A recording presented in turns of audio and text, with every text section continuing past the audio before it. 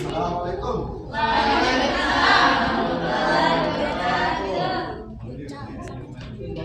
Gimana kabarnya? Baik, untuk saya sebelum kita mulai, kita menambahkan basmalah. Bismillahirrahmanirrahim. Informasi kepada kelas, Ini Pak. Jadi untuk absennya siapa yang sakit izin bisa dikerja. Dikali saja. Oke Pak, siap-siap Pak. Baik, untuk hari ini, pertemuan hari ini kita akan membahas tentang terbentuknya keseimbangan pasar dan struktur pasar. Baik, dengan materi sebelumnya kemarin kita sudah bertemu terkait dengan materi peran pelaku ekonomi. Di sini ada kaitannya dengan keseimbangan pasar di sini. Pasar di sini adalah di mana peran pelaku ekonomi itu berperan berat, yang dimana dia melakukan perannya sebagai produsen dan konsumen. Distribusi juga ada yang ada di dunia pasar. Sebelum ke keseimbangan pasar,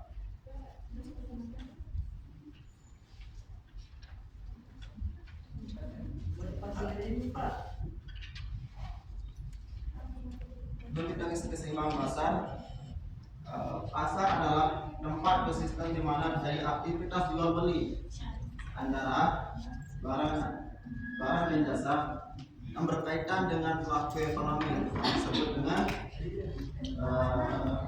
produsen dan konsumen.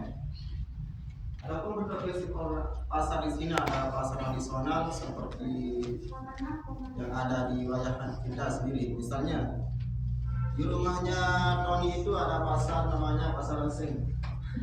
Itu adalah contoh pasar tradisionalnya. Langsung saja. Pasar ini sebagai memberikan informasi kepada konsumen dan produsen tentang harga, kualitas dan kesetiaan produk. Pasar juga memfasilitasi distribusi barang dan jasa dari produsen ke konsumen.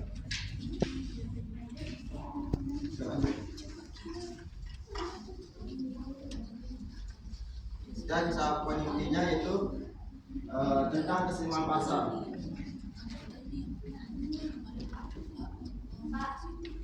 Ya. Silakan.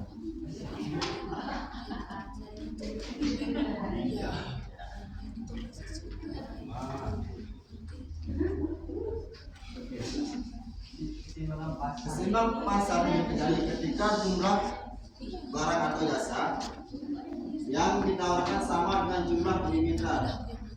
Maksudnya adalah jumlah barang itu yang sama apabila barang atau jasa yang ditawarkan juga dengan jumlah yang sama. Maksudnya adalah misalkan kita minta barang apel itu sebanyak 10 kg, sedangkan pasar menyediakan barang apel yang berjumlah 10 kg. Karena kita yang diminta itu, karena yang kita minta itu adalah 10 gram, sehingga produsen itu menyediakan barang yang ditawarkan berjumlah 10 kg.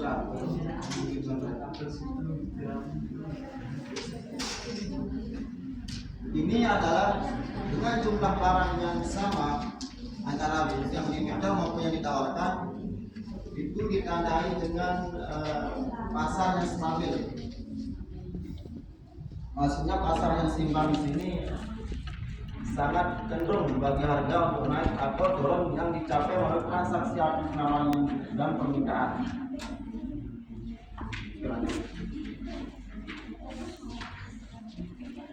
Baik, untuk terbentuknya keseimbangan pasar di sini yang pertama, Saudara Malik, permisi Pak. Observasinya belum dikasih ke dosen. Untuk dosen nomor observasi belum Anda kasih.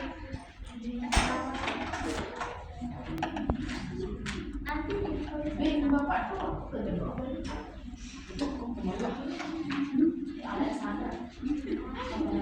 baik. Lanjutkan. Ciri-ciri yang terbentuknya keseimbangan pasar itu yang pertama, balik bisa bacakan yang pertama itu. Baik. Terbentuknya keseimbangan pasar atau permintaan dan penawaran atau penjual menawarkan barang atau jasa pada berbagi harga dan pembeli memiliki permintaan terhadap barang atau jasa tersebut pada berbagi harga atau berbagai harga. Dua, harga keseimbangan atau titik di mana kurva penawaran dan permintaan bertemu. Pada titik ini jumlah barang yang diminta sama dengan jumlah barang yang diminta. Tiga, surplus dan defisit atau harga di atas keseimbangan terjadi surplus atau kelebihan barang, maka penjual akan menurunkan harga untuk mengurangi surplus. Sebaliknya, ketika harga di bawah keseimbangan terjadi defisit atau kekurangan barang, maka penjual menaikkan harga karena tingginya permintaan. Oke, dari situ right. Oke, pertama terbentuknya keseimbangan pasar di sini dikarenakan adanya permintaan dan penawaran terkait barang dan jasa. Pada berbagai harga, pembeli memiliki permintaan terhadap barang atau jasa tersebut pada berbagai harga. Ini maksudnya adalah pembeli atau konsumen itu memiliki permintaan terhadap barang yang memiliki nilai harga yang berbagai jenisnya, misalkan apel, sayuran, ikan, itu kan harganya berbeda. Nah, sedangkan konsumen ini barang adalah dia memiliki permintaan terhadap barang tersebut dengan berbagai harga itu. Misalkan ikan itu harganya 10.000 misalkan, sayuran 10.000, sedangkan apel itu harganya 20.000. Nah, permintaan ini terhadap konsumen ini berkaitan terhadap barang tersebut dengan berbagai harga. Yang kedua, harga keseimbangan. Harga keseimbangan titik di mana kurva penawaran dan kurva permintaan bertemu. Pada titik ini jumlah barang yang diminta sama dengan jumlah barang yang ditawarkan. Misalkan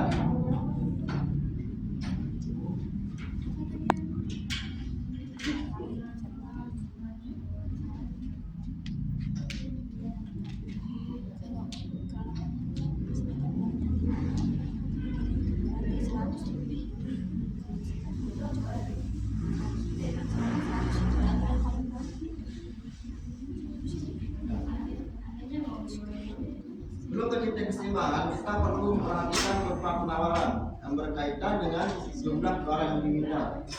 Yang pertama, karena ini kurva permintaan, misalkan suatu konsumen dia meminta barang yang seperti beras 2 kilo, 10 kilogram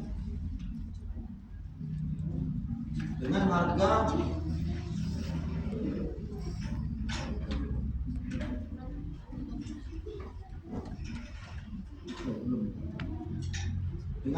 misalkan 50.000.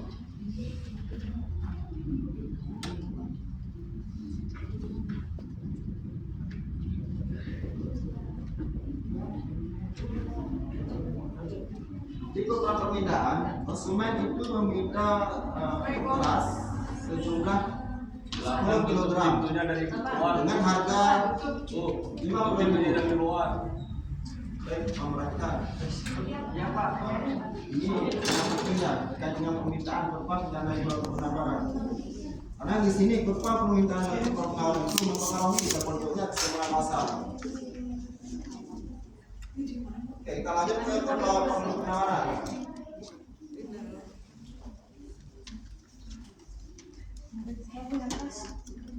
Coba sini.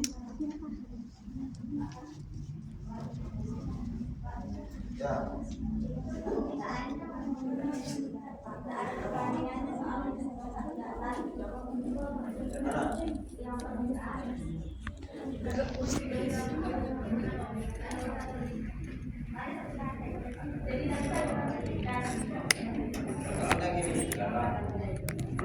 keseimbangan itu kan kita bisa memperhatikan perbedaan dengan jumlah barang yang diminta. Ini berupa permintaan ini berupa penawaran.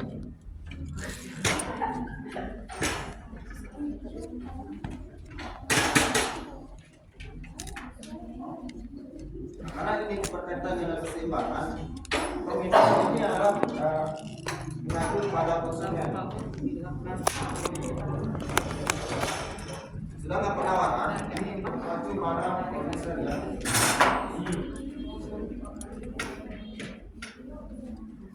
Karena produsen itu menyediakan barang 10 kg yang disesuaikan dengan jumlah permintaan oleh konsumen.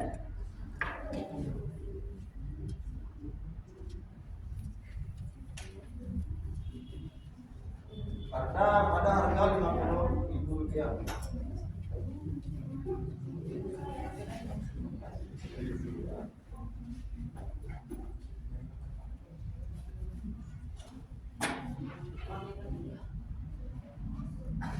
Baik. Setelah kita memperhatikan permintaan dan penawaran berkaitan konsumen dan produsen, bagaimana kita bisa mengetahui titik keseimbangan terbentuknya pasar tersebut.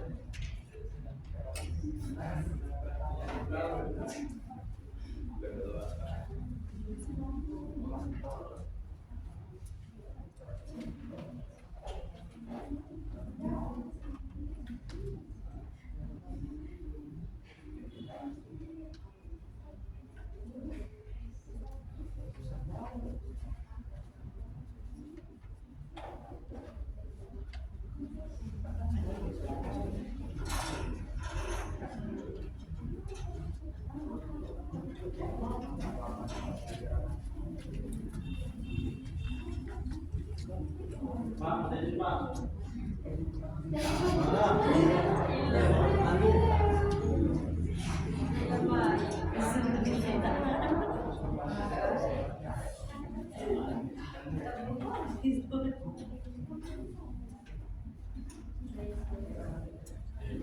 Jangan gosip.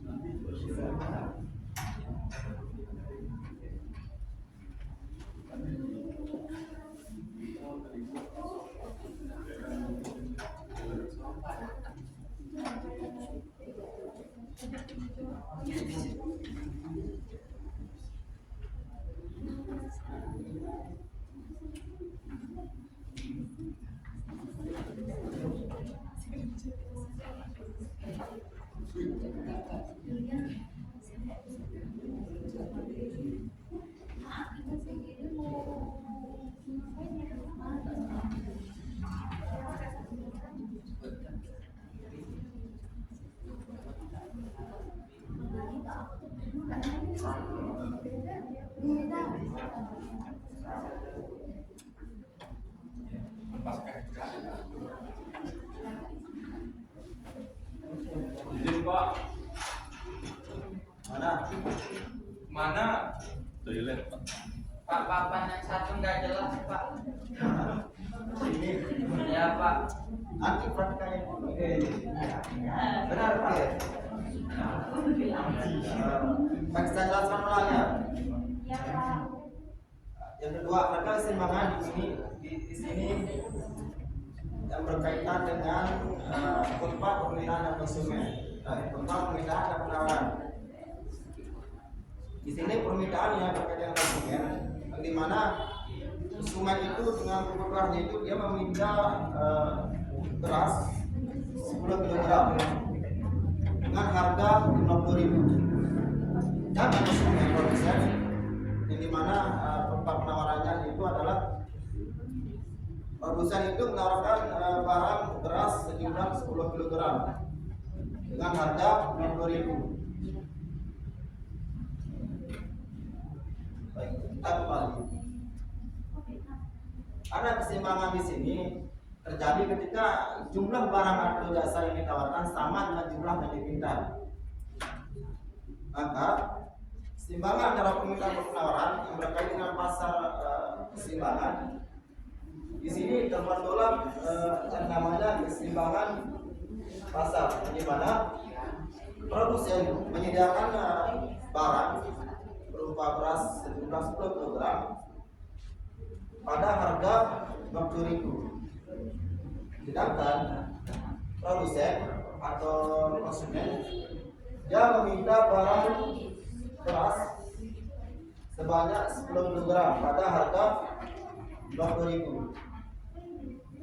Berkaitan dengan keseimbangan di sini, maka keseimbangan di barang beras itu terjadi pada jumlah barang yang ditawarkan sama dengan jumlah barang yang diminta pada harga 50.000 rupiah. Langsung ke sini. Ngerti Pak? Mantap Pak.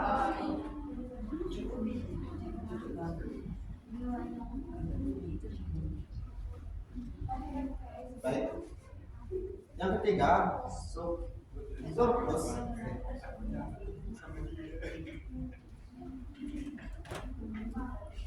Yang ketiga, surplus dan defisit atau harga di atas keseimbangan terjadi surplus atau kelebihan barang. Maka penjual akan menurunkan harga barang untuk mengurangi surplus atau menurunkan harga barang. Sebaliknya, ketika barang di bawah keseimbangan menjadi defisit atau kekurangan barang, maka penjual akan menaikkan harga barangnya tingginya permintaan. Baik, apabila harga di atas keseimbangan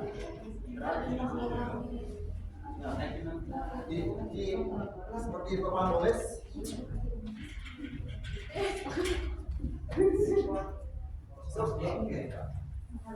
mau dicatat ya untuk surplusnya. Surplus dan defisit.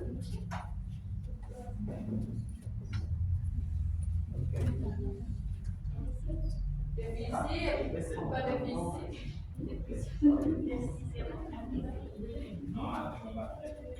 Baik, harga di atas keseimbangan terjadi surplus atau kelebihan barang apabila karena keseimbangan ini pada harga 50.000, apabila harganya di atas keseimbangan misalkan pada harga 55.000 misalnya, ini kan di atas harga keseimbangan Ya Pak. itu artinya maka kelebihan barang maka menjual akan menurunkan harga Jadi 50.000.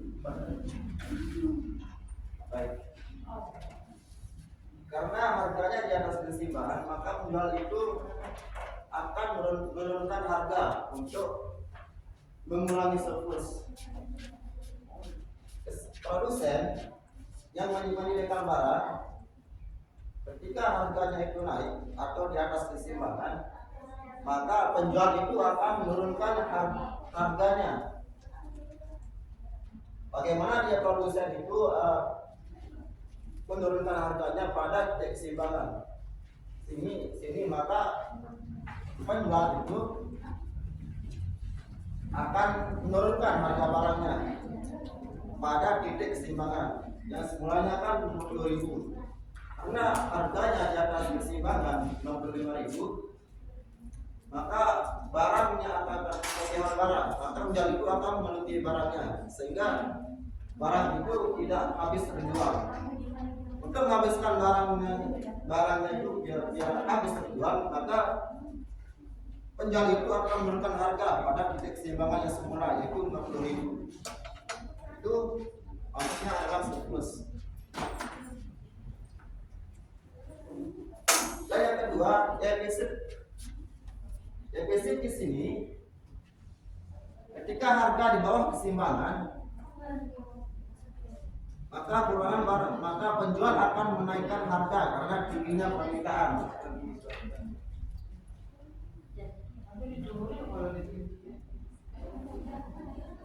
Apabila harga di pasar itu, misalkan di pasar itu ada barang beras dengan harga pemasarannya itu ada pada titik keseimbangan 50.000.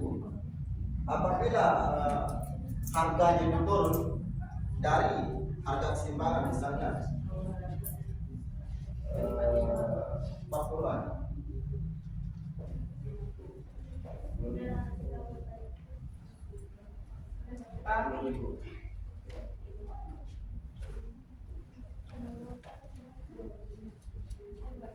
Apabila harga beras itu di suatu pasar, harganya itu turun. Sebelumnya pada titik keseimbangan itu 50.000, sehingga turun lagi 40.000 rupiah. Maka penjual itu akan kekurangan barang karena tingginya permintaan produsen. Maka penjual itu akan menaikkan harga barangnya itu pada titik keseimbangan itu 60.000. Ini ada satu usaha atau penjual atau produsen, bagaimana dia akan memenuhi permintaan produsen tersebut, sehingga keseimbangan pasar terjadi itu bagaimana dia tidak akan menurunkan atau menaikkan harga barang. Itu adalah syarat keseimbangan pasar tersebut.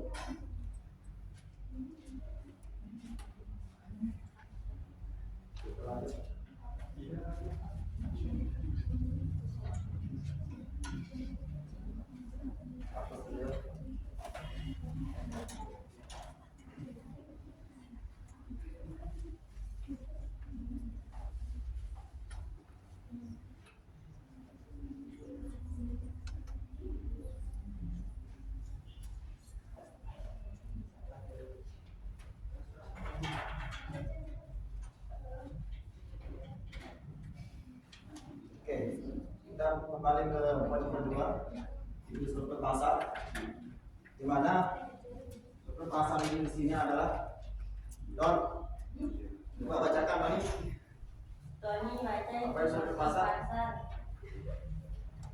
Struktur pasar adalah yang pertama adalah kerangka atau karakteristik organisasi pasar yang menggambarkan suatu pasar berfungsi. Secara umum, struktur pasar mencakup berbagai aspek seperti jumlah dan ukuran pelaku pasar baik produsen maupun konsumen, serta tingkat persaingan yang ada. Yang kedua, struktur pasar meliputi perilaku pelaku pasar dalam menjalankan pasarnya, yang mencakup pengelolaan dan pengendalian struktur pasar.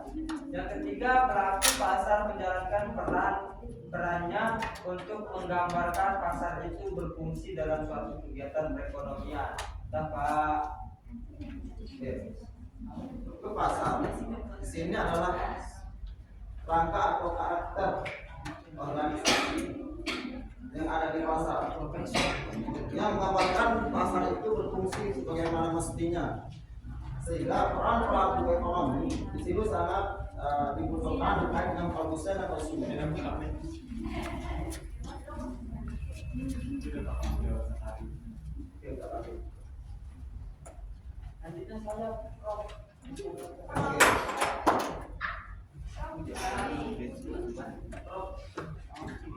Di sini jenis-jenis struktur pasar. Jenis-jenisnya itu adalah yang pertama pasar persaingan sempurna.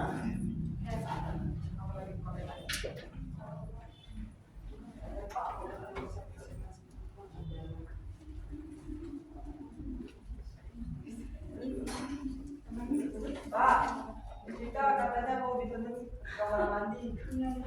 Oh iya Pak. Kita di sini ya Pak. Baik, di sini ada beberapa jenis pasar. Yang pertama adalah pasar persaingan sempurna. Kira-kira menurut kalian itu pasar persaingan sempurna itu seperti apa? Ada yang bisa jawab? Menurut kalian pasar persaingan sempurna? Menurut saya Pak, Pasar. pasar persaingan sempurna itu in my opinion adalah Pak. Pasar yang dimana penjual dan pembeli itu yang berkuasa Pak. Pembeli dan penjual itu bebas menentukan harga Pak. Baik. Tepat. Benar apa salah Pak? Kurang tepat. Ada lagi, ada yang lain? Elma bisa jawab?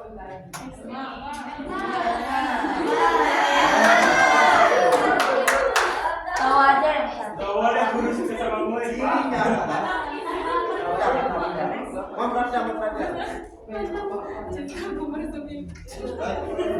aja loh.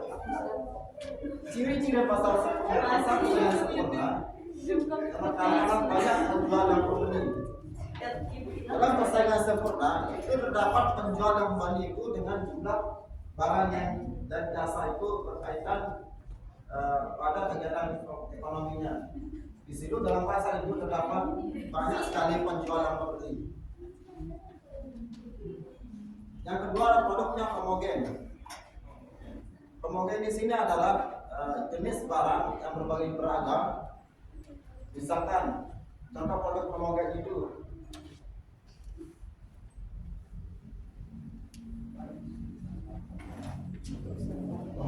misalnya ras, bandul, Apa arti homogen itu Pak? Kalau saya tahu. maksudnya adalah Sama, gen itu sifat. produk yang bersifat sama, Penggunaannya sama. kegunaannya sama, fungsinya sama, misalnya beras, jagung, itu kan kayak udang pokok gitu kan. Apa fungsinya Pak? Kayak sabu ya Pak. Ya, itu dasar contohnya. Pak, Paham ya? Pak, kenapa beras termasuk dalam barang homogen? Karena beras itu adalah kebutuhan konsumen yang wajib dipenuhi. Kebutuhan pokok berarti. Ya, kebutuhan pokok. Karena pernikahan itu kan yang pertama itu harus memenuhi kebutuhan pokoknya dulu sebelum dipenuhi segalanya lagi. Makanya beras itu termasuk ke dalam produk homogen. Tadi produk homogen yang Bapak jelaskan itu tadi kayak beras yang memiliki fungsi yang sama. Itu kan menurut Bapak. Bukankah itu termasuk produk substitusi? Pak, Beras itu tadi Bapak jelasin, beras, gandum, itu termasuk produk homogen. Yang dimana produk homogen tadi kata Bapak itu adalah produk yang beda, tapi kegunaannya itu sama.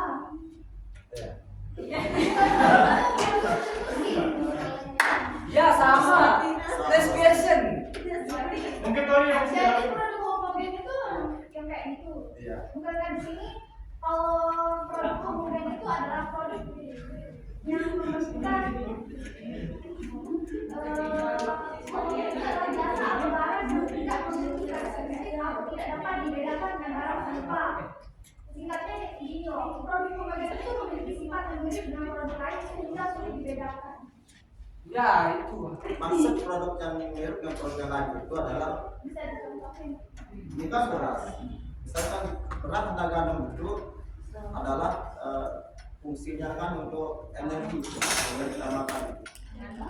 Sumber Karbohidrat yang sama. karbohidrat. Tapi dengan bentuk dan karakteristik itu yang berbeda. Tapi fungsinya itu sama. Energi. Kalau memiliki memang karbohidrat. Ya. Berarti gas sama kayu sama Pak. Beda. nggak bisa bawa menyala Bang. Gas menjadi masyarakat miskin. Tapi kelas bisa. Oke, kita lanjut. Jadi yang selanjutnya adalah tidak ada hambatan untuk keluar masuk pasar. Di sini tidak ada hambatannya ya. Terkait dengan masuknya beras atau gandum itu dalam pasar itu bebas masuknya. Tidak ada hambatan gitu kan. Yang ketiga, informasi sempurna bagi setiap pihak. Informasinya itu yang jelas, bisa dicontohkan misalkan pasar buah-buahan di pasar tradisional di mana banyak penjual yang menawarkan jenis buah yang sama. Buah yang sama, mesti kan di pasar itu kan banyak yang jual apel, dan di tempat lain juga ada yang jual apel kan banyak. Penjual yang memiliki buah-buahannya dengan jenis yang sama. Contoh pasar persaingan sempurna itu seperti apa ya Pak? Kalau kita dilihat di real life itu. Misalkan di pasar Sengat, pasar Sabda, lihat. Oke, pasar Sabda. Ya, Pondok. Di situ kan pasar sayur-sayuran misalnya.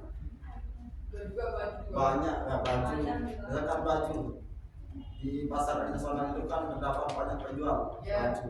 Ya namanya juga pasar. Iya, pasar. Karena itu satu arah yang sama.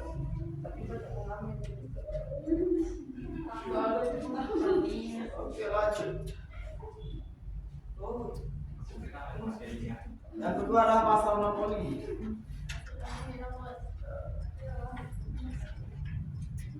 Tadul coba apa itu pasar monopoli menurut Anda? Dilihat dari ciri-cirinya. Saja Pak.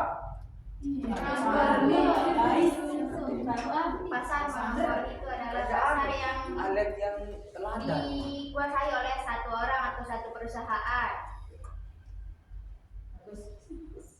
Kok kamu bapak? Saya Pak. Saya Prof. Silakan saja Bapak. Oke. Ini pasar monopoli itu adalah pasar di mana penjualnya ada satu dan penjual bebas untuk menentukan harganya mau naik mau turun, pokok terserah dia lah. Di mana tidak ada persaingan di pasar monopoli itu. Bisa contohkan? Bisa contohkan? Contohnya apa ya? Contohnya Izin. oh, contohnya PLN. Nah, lanjut. Kemudian, yang tadi simpan di atas pasar monopoli itu adalah memiliki satu penjual unggul. Produk unik tanpa spesifikasi, maksudnya adalah satu produk atau perusahaannya itu tidak ada persaingan yang ketat, di mana satu perusahaan contohnya kan perusahaan PLN dan perusahaan air minum daerah atau PLN. Oke, Pak, bertanya Pak, Pertamina itu termasuk pasar monopoli nggak Pak? jaminan Ya, ya, karena itu adalah produk Indonesia. Pasar yang tidak ada persaingannya. Mengapa nggak ada pasar monopoli kok menurut Anda? Mengapa jawaban? Kan tadi Bapak bilang Pertamina itu ada pasar monopoli. Apa alasannya? karena milik Indonesia. Alasannya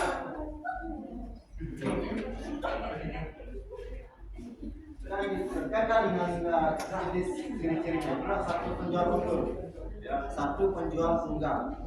Karena Pertamina itu adalah satu perusahaan yang ada di Indonesia.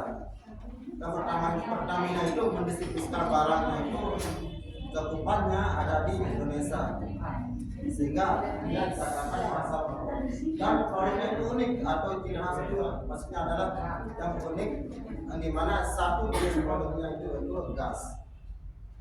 bukan hanya gas. Ya, itu bahan bakar minyak.